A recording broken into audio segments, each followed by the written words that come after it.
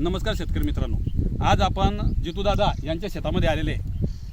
यांनी आपल्या शेताला भेट दिली होती आणि त्यांनी पण यासाठी करायची बरीच इच्छा होती, पण त्यांना पूर्ण मार्गदर्शन म्हणजे त्यांनी ते फक्त शेताला भेट नाही देता शेतातून काय परिणाम झाले त्याचं पाहून सण त्यांनी यासाठी केलेली आणि त्यांचा काय फायदा झाला त्याचा दादा त्यांच्या सांगणार आहे.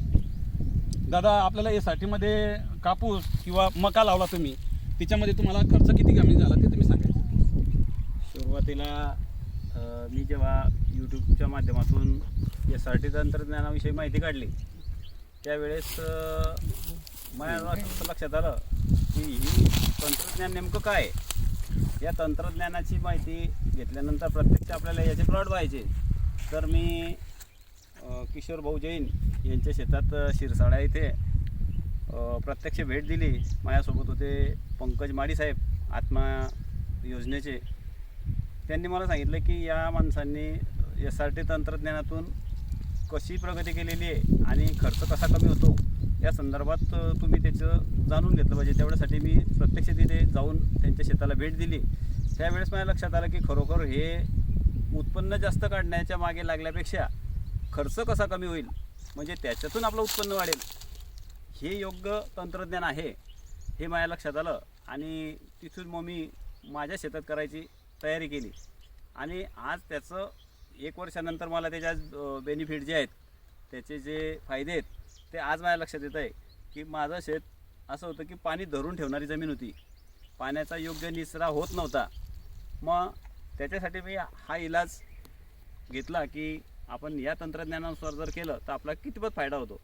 तर आज तुमच्यासमोर बघा, दाखवा जरा की ही जी कपाशी आहे, ज्या कपाशीमध्ये गेल्या वर्षी त्या जमिनीने पाणी धरून ठेवल्यामुळे ना त्याला वाही देता आली, ना त्याच्यात निंदन झालं, ना त्याच्यात फवारणी झाली.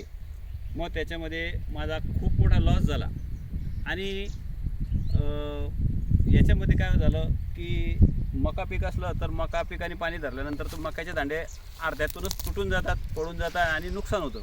पण आज कंडिशन अशी झाली की ह्या ज्या बेडच्या याच्यामुळे आणि खाली दाखवा जरा इकडे, हां इकडे दाखवा, या कपाशीचा बेड दाखवा. हा जो इथला जो बेड आहे या बेडच्या जागेवरती काय झालं की सुरुवातीला लागवडीपासून मी कुठल्याही प्रकारचं त्याला आपलं वाही दिलेली नाही किंवा निंदन केलेलं नाही. म्हणजे तो जो खर्च आहे तो खर्च माझा 100% वाचलेला आहे.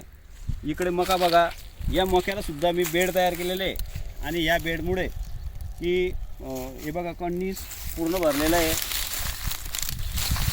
सर्व मका पूर्ण भरलेला आहे, सारखा मका भरला गेला आहे, सारखा मका झालेला आहे पूर्ण. हां, की हे पूर्ण उत्पन्न माझ्या हातात आलेलं आहे. त्याच्यामुळे या तंत्रज्ञानाचं जी माहिती आपले किशोरदादा जैन जे आहेत हे सर्व शेतकऱ्याला पूर्ण पोटतिडकीने पूर्ण तालुकाभर फिरून पूर्ण समजून सांगून राहिले. तरी शेतकऱ्यांनी या गोष्टीचा आणि या तंत्रज्ञानाचा पुरेपूर वापर करा. आणि या संदर्भात आणखी जर जास्त माहिती पाहिजे असेल तुम्हाला तर आपल्या बोदवड तालुक्यामध्ये शिरसाळा गावात किशोर भाऊ जैन आहेत, त्यांच्या शेतावर तुम्ही प्रत्यक्ष भेट द्या, त्यांच्याशी संपर्क करा. ते तुम्हाला पूर्ण या गोष्टीचं माहिती देतील अशी मी अपेक्षा व्यक्त करतो आणि माझे 2 शब्द संपवतो. धन्यवाद शेतकरी मित्रांनो.